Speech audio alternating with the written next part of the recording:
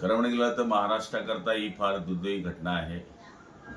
महाराष्ट्राचा खरा दादा आणि बारामतीचा किल्लेदार, वक्तशीरपणाचा माणूस, अजातशत्रू आपल्यातून हिरावून गेलेला आहे. खरं म्हणाल ते महाराष्ट्राचं फार मोठं नुकसान आहे.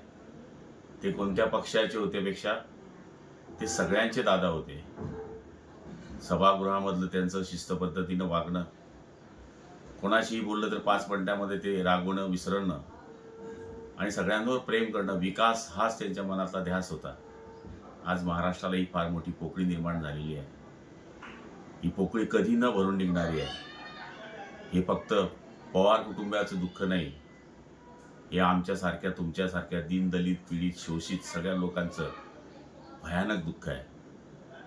अशा आमच्या लाडक्या दादाला श्रद्धांजली अर्पण करत असताना मन हेलावत आहे की ज्याने सगळ्यांना न्याय दिला त्याला परमेश्वराने का न्याय दिला नाही, हे माझं परमेश्वराकडे मागणं आहे. पण असो, झालेली घटना ही सत्य आहे असं मी मानतो आणि ते आपण पाहिलेलं आहे. अशा आमच्या दादाला जळगाव जिल्ह्याच्या वतीनं मी भावपूर्ण आदरांजली अर्पण करतो. ओम शांती.